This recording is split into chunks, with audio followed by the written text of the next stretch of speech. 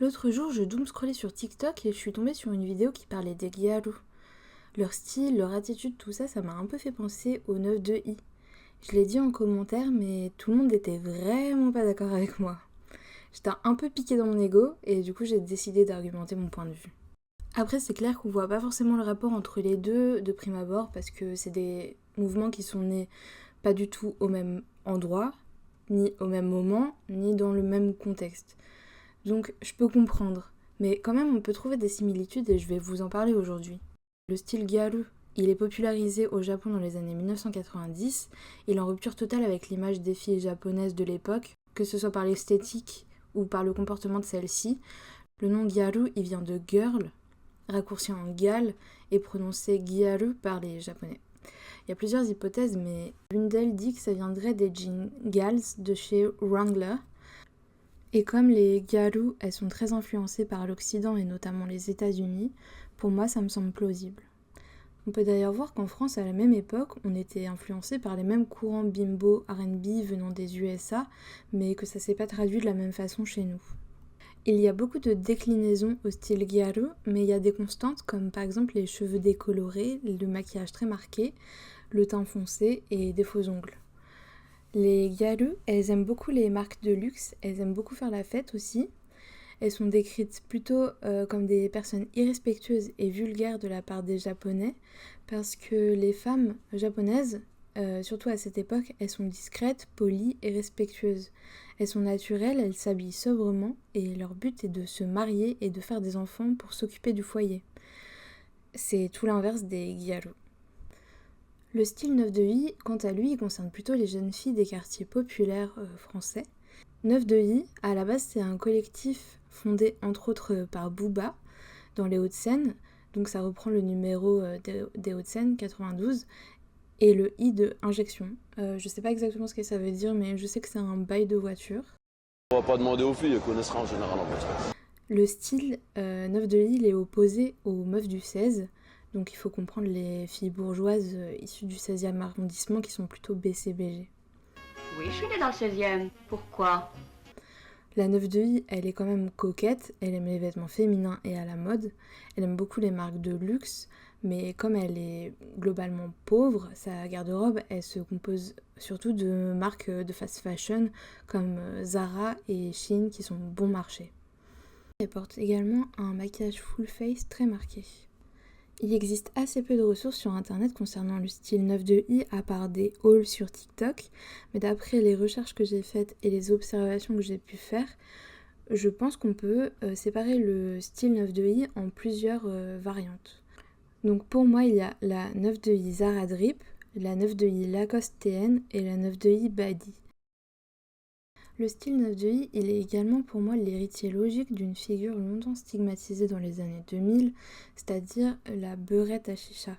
C'est un surnom péjoratif et stigmatisant qui désigne une jeune femme maghrébine des quartiers, hyper féminine, maquillée et sexualisée. Le terme beurette, il est clairement raciste et misogyne et je l'emploie ici uniquement pour illustrer un imaginaire collectif très répandu à l'époque. Ces deux styles, ils ont en commun d'être souvent moqués ou caricaturés. Et ils ont aussi en commun de bousculer les codes traditionnels de la féminité. Et moi je me suis demandé dans quelle mesure est-ce que ces deux styles ils pouvaient être analysés comme des formes d'expression contestataire d'une féminité élitiste et imposée. Et à travers cette comparaison, il s'agira d'explorer les origines sociales des deux courants, la manière dont l'hyperféminité y est mobilisée comme langage politique, ainsi que les limites de cette stratégie dans une société qui continue à juger sévèrement les corps et les apparences féminines marginales.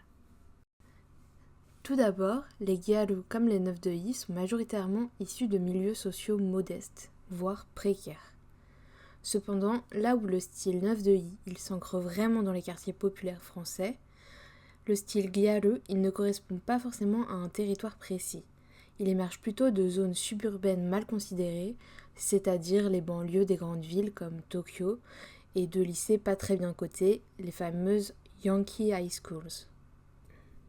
Dans les deux cas, fréquenter ce type d'établissement perçu comme mauvais signifie avoir moins de chances de réussir par la voie scolaire classique, comparé aux élèves des écoles réputées.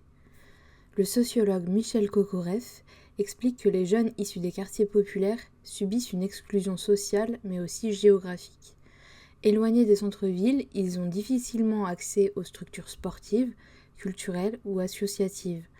Ils cumulent des difficultés scolaires, professionnelles ou économiques. Ce contexte, il engendre un sentiment d'abandon et de colère envers les institutions et les classes plus favorisées, mais aussi les amène à créer leurs propres codes et pratiques pour exister. Salam les royas. Notamment à travers des styles vestimentaires ou comportements perçus comme déviants ou provocateurs. Ces propos sont appuyés par Booba qui dit dans la chanson Bulbi En plein blizzard avec mon BEP vente, je suis condamné au mic à la vente de substances bizarres. Dans ce contexte, adopter un style comme celui des Gyaru ou des 9 de I, ça devient une manière de rejeter les normes de la société dominante, notamment celles liées à la respectabilité féminine.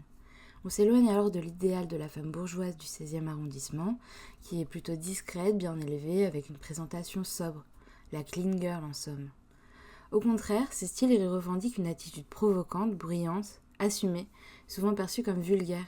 C'est une forme de rébellion contre un système élitiste, une manière de dire qu'on refuse de se conformer à une image idéalisée qui ne laisse pas de place aux filles des milieux populaires. Dans ces deux styles, les codes associés à la féminité sont volontairement poussés à l'extrême, jusqu'à frôler la caricature. Les gyaru, elles ont les cheveux blonds, parfois roses ou bleus, parfois bouclés, contrairement aux japonais qui ont les cheveux lisses et noirs. Chez les 9 de I, on peut aussi avoir des cheveux décolorés, mais en tout cas ils sont toujours plaqués et la plupart du temps lissés. Chez les gyaru, il y a un teint foncé, c'est même ce qui caractérise la plupart du temps les gyaru. Elles ont beaucoup de faux cils, elles se les redessinent même sur le visage en redessinant des yeux. Elles ont les lèvres plutôt claires et elles portent parfois des lentilles de couleur. Elles ont le nez très contouré et un blush visible. Chez les 9 de I, on peut voir un teint très maquillé avec un contouring aussi très marqué, des sourcils très dessinés, les lèvres overlinées en marron et des faux cils aussi très volumineux. Chez les gyaru, les vêtements sont ultra courts et moulants, souvent très colorés, avec beaucoup de motifs, notamment des motifs animaux et du jean. Chez les 9 de I, on voit aussi beaucoup de courts, souvent des crop tops et un jean, ou bien une robe moulante décolletée ou bien courte. La 9 de I, elle s'habille plutôt en coloré, voire même en fluo parfois quand il s'agit des badis, avec des motifs animaux, mais plutôt des couleurs neutres et unies, comme du beige, du gris, du noir et du blanc et du jean pour les autres. Les gyaru, elles portent souvent des marques de luxe et c'est aussi le cas des 9 de I, bien qu'elles portent aussi beaucoup de Shein et de fast fashion en général. La gyaru, elle a une manucure très longue et colorée, avec beaucoup de choses dessus en 3D. Les 9 de I, elles ont les ongles faits et longs aussi, mais c'est quand même moins extravagant.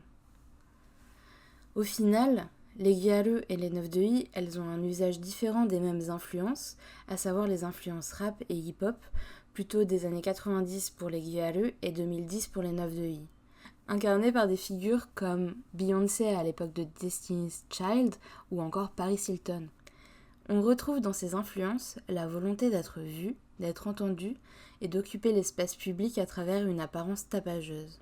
Ainsi, que ce soit chez les gyaru ou les 9 de I, l'hyperféminité devient une forme d'armure, une façon de revendiquer une puissance féminine marginalisée, d'inverser les rapports de pouvoir, mais aussi de réinventer la beauté selon leur propre code, bien loin de l'idéal sobre, discret, souvent promu par les standards dominants.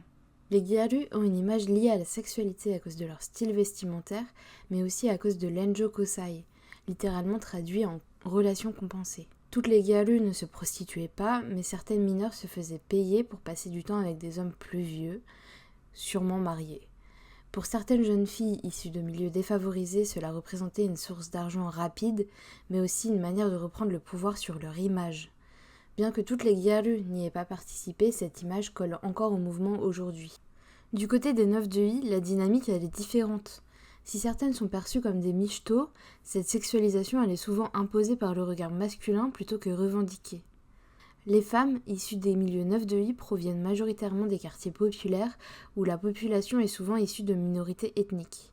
Dans ce contexte, on peut relever une forme de racisme sexuel. Par exemple, le mot-clé « beurette », terme désignant une femme d'origine maghrébine, a été plusieurs années la top recherche sur Pornhub en France. En 2014, The Economist a publié le classement des fantasmes favoris des internautes en fonction du pays d'origine.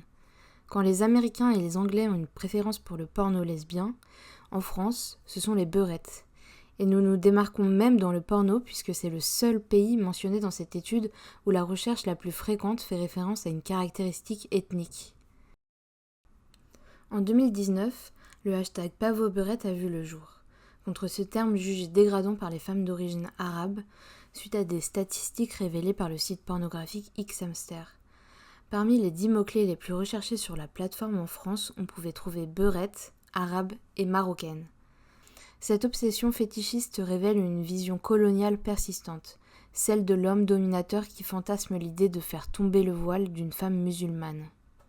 Contrairement au gyaru, qui même dans la transgression reste en position de choix, les femmes dans la culture 9 de I subissent souvent une image de soumission.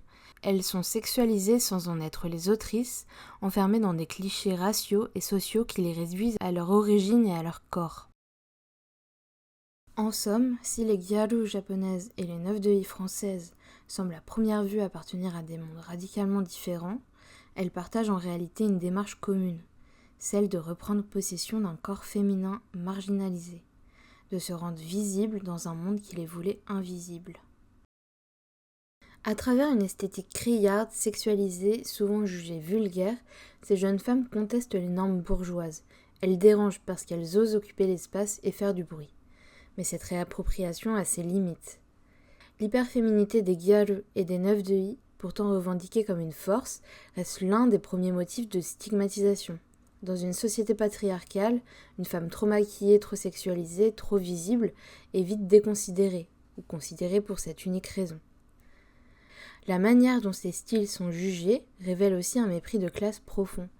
Les goûts esthétiques populaires sont souvent perçus de mauvais goût par les classes dominantes.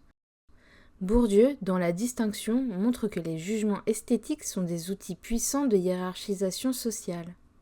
Ces styles fonctionnent donc comme un marqueur d'origine sociale, justifiant un rejet ou une exclusion symbolique. Pour les jeunes femmes qui adoptent le style 9 de I et qui sont issues de l'immigration, la stigmatisation est renforcée par des logiques racistes. Le cliché de la beurette est un exemple criant. Il nie la pluralité des identités pour en faire un archétype fétichisé ou moqué, oscillant entre désir et mépris. Donc au final, oui, on peut comparer les filles 9 de I et les gyaru. Les comparer, c'est pas dire qu'elles sont identiques, c'est dire qu'à des milliers de kilomètres et dans des contextes différents, des jeunes femmes ont eu la même réponse radicale à une société qui voulait les invisibiliser. Alors, à l'ère où la libération sexuelle est souvent mise en avant comme une victoire féministe, une interrogation persiste. Cette liberté est-elle réellement synonyme d'émancipation, ou ne fait-elle que reproduire des normes hypersexualisées dictées par une société façonnée par le regard masculin ? En d'autres termes, lorsque les femmes revendiquent leur droit à disposer de leur corps et à se montrer comme elles l'entendent, s'agit-il d'une véritable autonomie ou d'une intériorisation des codes de la domination patriarcale ?